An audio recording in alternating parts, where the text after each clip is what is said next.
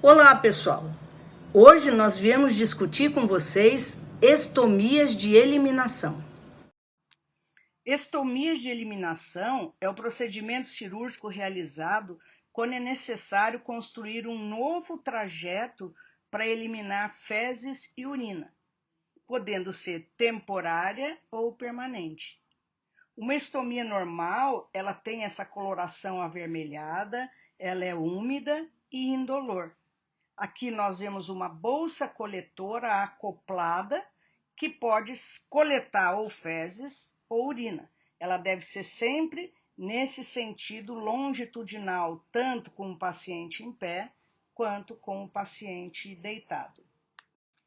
Vamos rever então o aparelho digestório e urinário. Em um, nós vemos o aparelho digestório, que é composto pela boca, faringe, esôfago, estômago duodeno, 5 a 6 metros de intestino delgado, cólon e reto. Ele é responsável pelo armazenamento, trituração e mistura dos alimentos dentro do estômago e pela digestão e absorção ao longo do intestino delgado, ajudado pelo pâncreas e a bile. E também formação de fezes e eliminação dessas fezes. Isso ocorre no cólon e reto. Em situações como tumor intestinal, trauma, doenças inflamatórias ou infecciosas, podem necessitar ileostomia ou colostomia, que podem ser temporárias, geralmente 3 meses, ou definitivas, sem chance de reversão. Em 2, nós vemos o aparelho urinário. O rim esquerdo e rim direito é formada a urina, que é drenada pelos 2 ureteres e armazenada na bexiga, e a partir daí eliminada para o exterior pela uretra. Quando existe um tumor na bexiga, por exemplo, o caminho mais simples é implantar esses ureteres em um segmento do intestino delgado e exteriorizar na parede abdominal também como estomia, como a gente vê no 3. Assim, nós chamamos de estomia de eliminação a colostomia, a ileostomia e a urostomia. A colostomia é a exteriorização do intestino grosso em qualquer ponto. A ileostomia é a exteriorização no intestino delgado, geralmente na sua parte distal. E a urostomia é a exteriorização do intestino, de um segmento do intestino delgado, feito para drenar urina. As estomias de nutrição, como gastrostomia, jejunostomias, serão discutidas em outro vídeo. As colostomias, portanto, são realizadas no intestino grosso. Como o intestino grosso faz a moldura do abdômen, como nós vemos aqui, nós sabemos, conforme a exteriorização da colostomia, que segmento do intestino que é. Olha aqui o exemplo. Quando a colostomia é exteriorizada do lado direito do abdômen, em qualquer segmento, nós sabemos que é o cólon ascendente. Quando ela é exteriorizada na parte mais alta, em qualquer segmento, é o cólon transverso. Do lado esquerdo é a colostomia no cólon descendente. E do lado esquerdo e embaixo é a colostomia do sigmoide. A colostomia no abdômen reflete não só o segmento intestinal, mas também a consistência das fezes. As ostomias localizadas do lado direito, elas costumam ter fezes mais líquidas. No sentido do cólon transversus, elas já são semilíquidas, mas não formadas. Já no cólon descendente, que é do lado esquerdo do abdômen, as fezes já são fezes sólidas, principalmente na parte inferior, que é a exteriorização do sigmoide. Quando nós vemos uma bolsa de ostomia no abdômen de um paciente, nós temos que imaginar o que está embaixo. Primeiro, imaginar que dentro daquela bolsa tem uma boca de ostomia. E depois imaginar que segmento do intestino é esse, pela localização que ela está no abdômen. Essa, por exemplo, faz a gente imaginar que está no cólon descendente. Vamos ver o que diferencia uma colostomia temporária de uma colostomia definitiva. Na primeira figura, nós vemos um paciente com um câncer de sigmoide que é retirado, é exteriorizado, então, o cólon descendente como estomia, mas ele ficou com o reto que é fechado para depois de 3 meses ele ser emendado novamente no cólon descendente e desaparecer totalmente a bolsa de colostomia. Por quê? Porque ele tinha a parte distal para fazer a costura.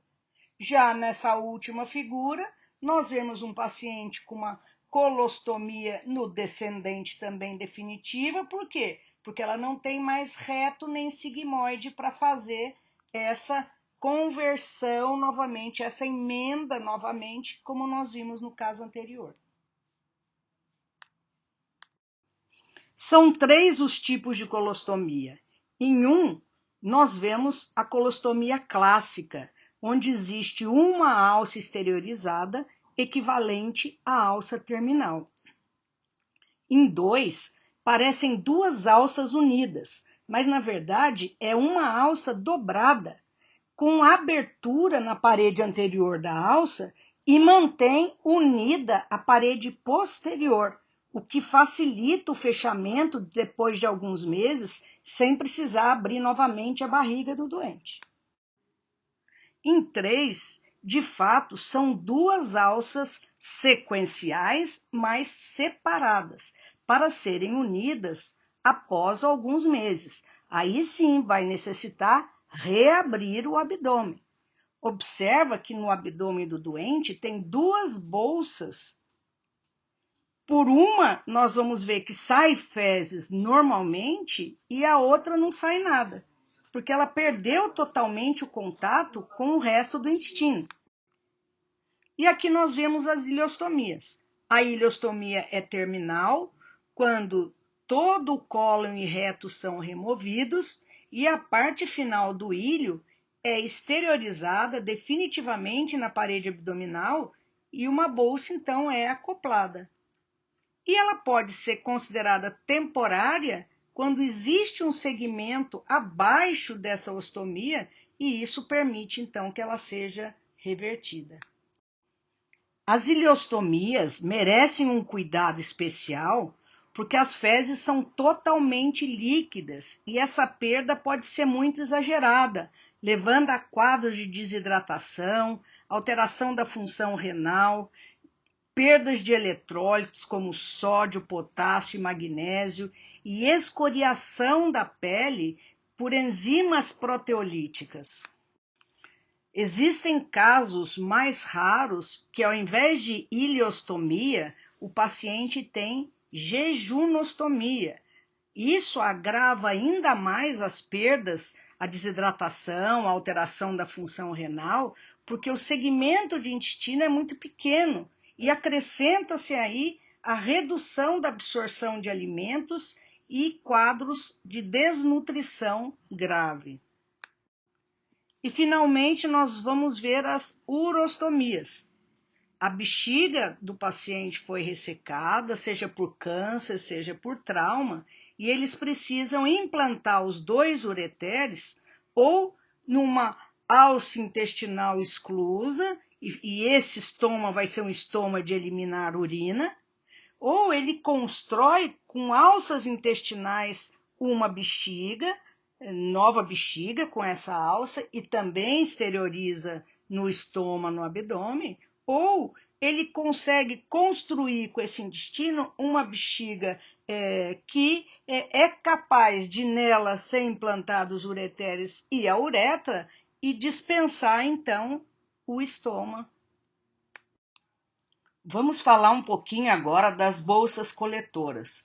Em 1 e 2, nós vemos as bolsas de colostomia e ileostomia.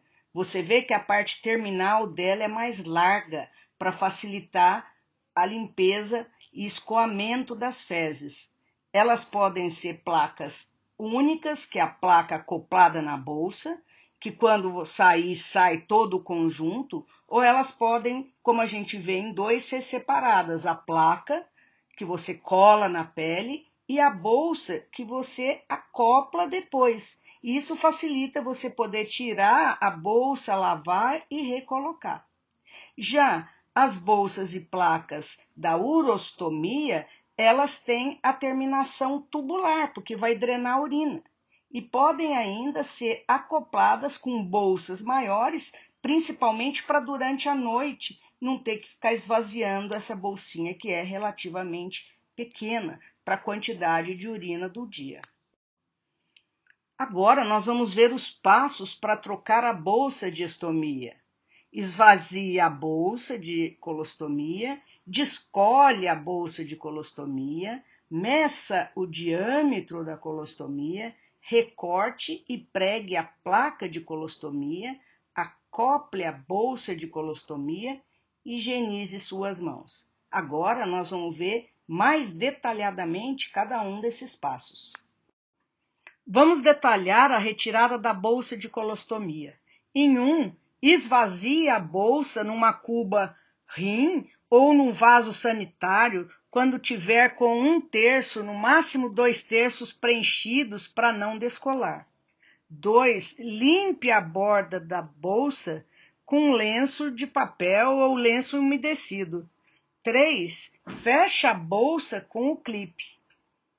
E 4. Só então inicie a retirada da bolsa. Pode ser durante o banho ou proteja com plástico e fita adesiva. Também pode usar um lenço removedor de adesivo. Vamos então descolar a placa de colostomia. Tracione a pele na direção oposta da placa aderida na pele. Retire a placa com a outra mão devagar. Isso pode ser durante o banho ou até usando um lenço removedor de adesivo.